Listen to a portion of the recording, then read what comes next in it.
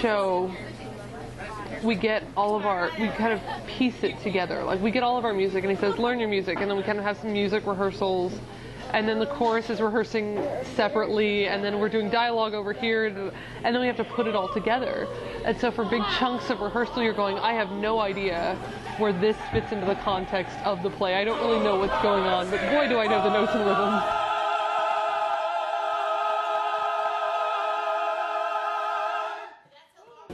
I was a chorus member and then other things.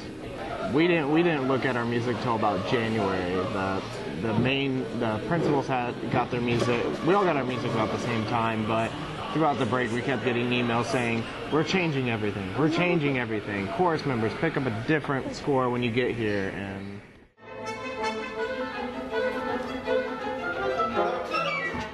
anywhere, sopranos are really, really competitive, and there was the audition process, there was the, oh my gosh, I have to learn my music and I have to do it 10 times better than anybody would ever expect because, you know, I can't mess this up.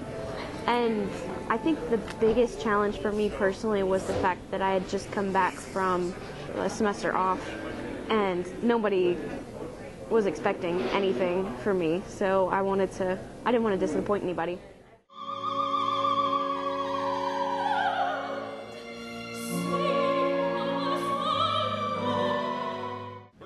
Really talented people at Texas State. I mean, Texas State is growing in recognition musically. You know, the more we grow, the more talent we get, the better our standing is as a school of music.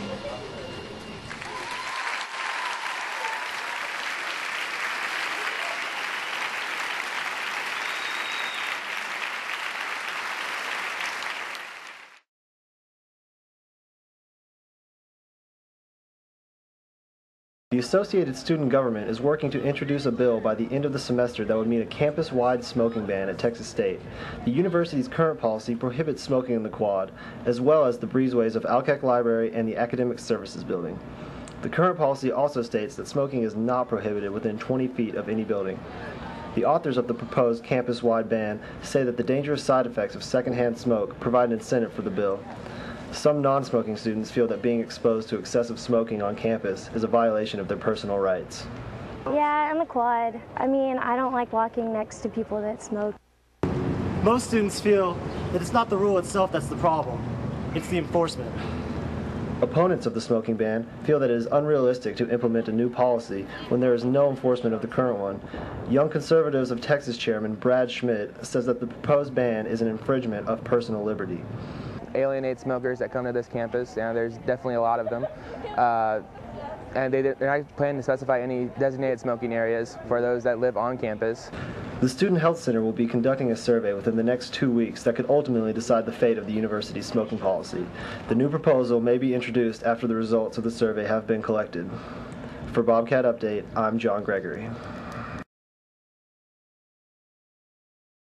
The Springtown Shopping Center has been serving its customers for years, but during 2009, the shopping center lost several of its large stores.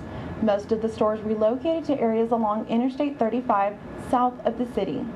Some customers are upset because the new locations are less convenient to them. I'm totally confused because that's what I came in and I punched it in on my GPS for a Best Buy.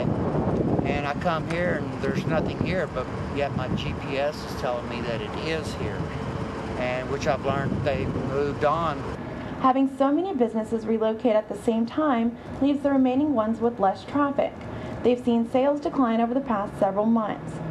Well, ours, we've been in business since '74, and we have a long-time repeat business.